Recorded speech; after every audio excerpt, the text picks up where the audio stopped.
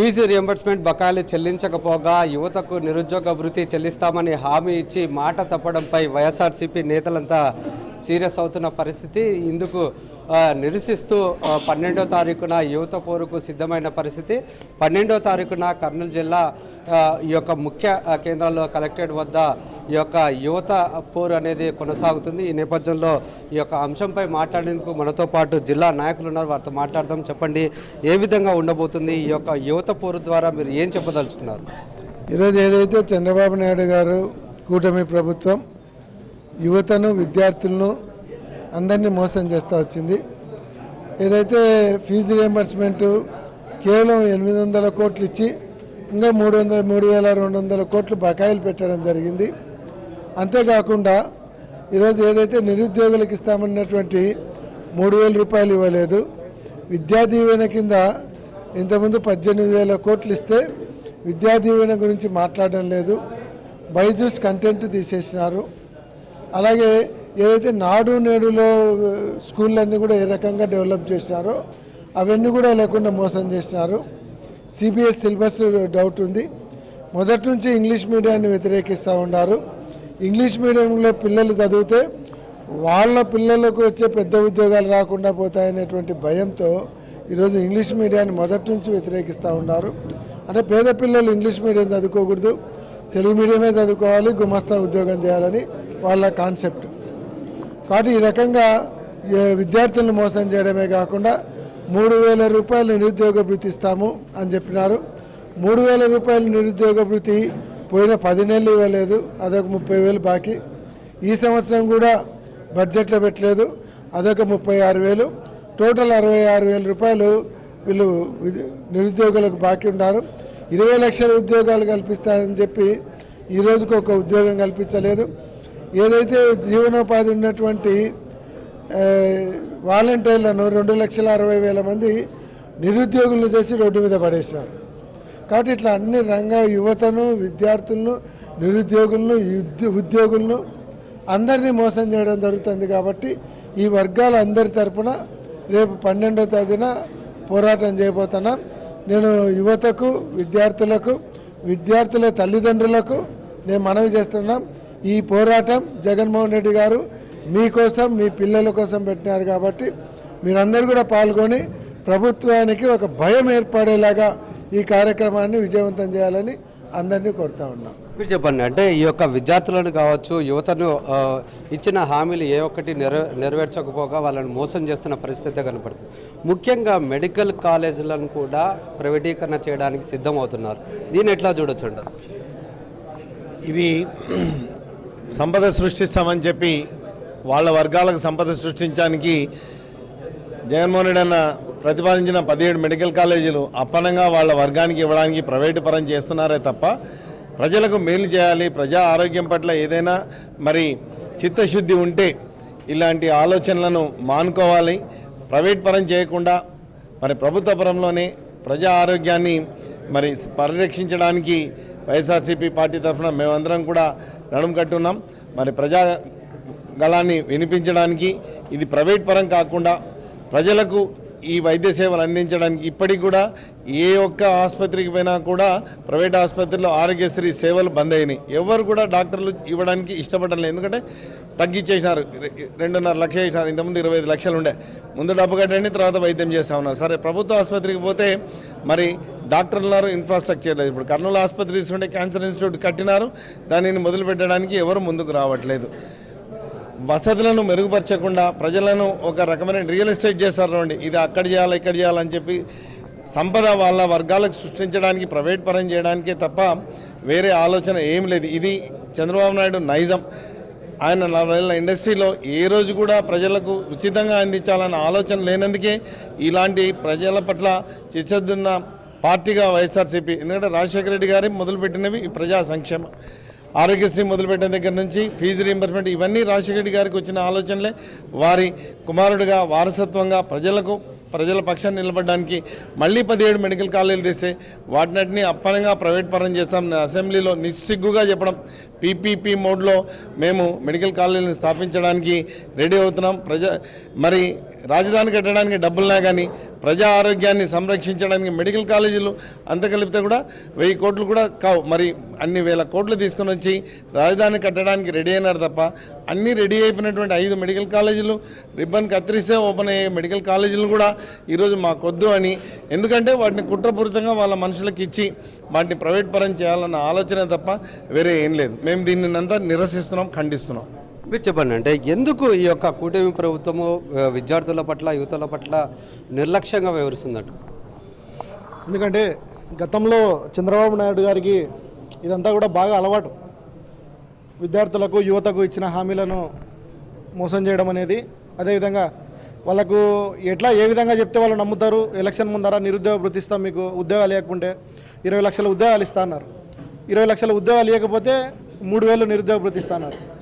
మా వాళ్ళు కూడా చాలామంది కూడా యువత కూడా ఆలోచన చేసి ఉంటారు, అరే మనకు ఉద్యోగాలు ఇస్తా అంటున్నారు కదా, సంపద సృష్టిస్తాడు, 20 లక్షల ఉద్యోగాలు ఇస్తా అంటున్నాడు, ఒకవేళ లేకపోతే నిరుద్యోగ భృతి వస్తుంది కదా మనకు 3000 అని చెప్పి అనుకున్నారు.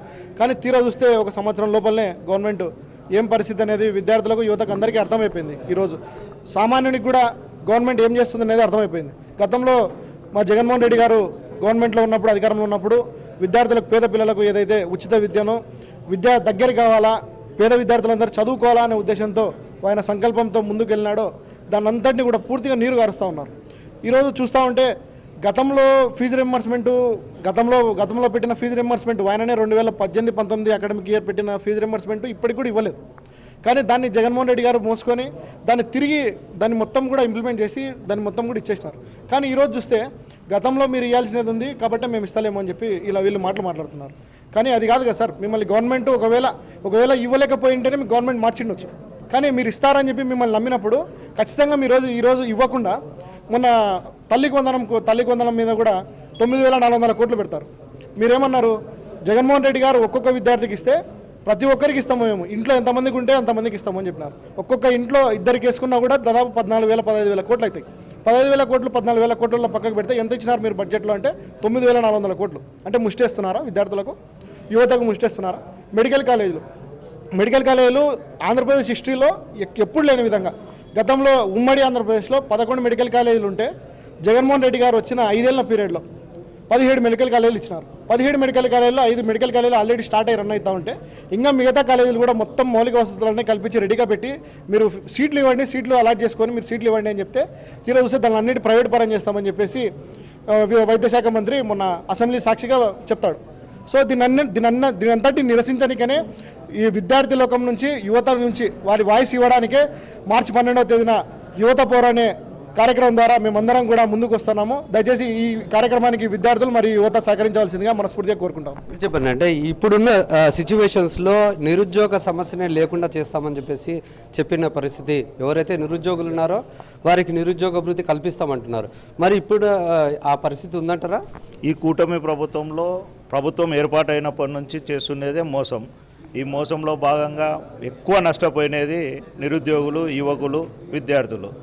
ఈ నారా లోకేష్ నేను యువగలం అనే పేరుతో నేను యూత్కు చాలా ప్రాతినిధ్యం తీసుకుంటా అని ఊరు వాడ అంతా తిరిగి ప్రగల్భాలు పలికి కూటమి ప్రభుత్వం ఏర్పాటైనప్పటి నుంచి చేస్తున్నదే ఆయన యువతకు అన్యాయం.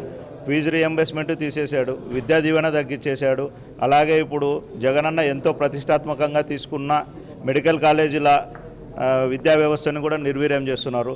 అలాగే గవర్నమెంటు ఏర్పడిన వెంటనే వాలంటరీ వ్యవస్థని నిర్వీర్యం చేసి ఎంతోమందికి ఉద్యోగాలు లేకుండా చేశారు. అలాగే సచివాలయం వ్యవస్థని జగనన్న ఎంతో ప్రతిష్టాత్మకంగా ప్రజలకు సేవ చేయడానికి, ప్రజలకు అన్ని సర్వీసులు గడప దగ్గరకే చేరాలనే ముఖ్య ఉద్దేశంతో చేపట్టిన సచివాలయ వ్యవస్థని రోజుకు నిర్వీర్యం చేస్తున్నాడు.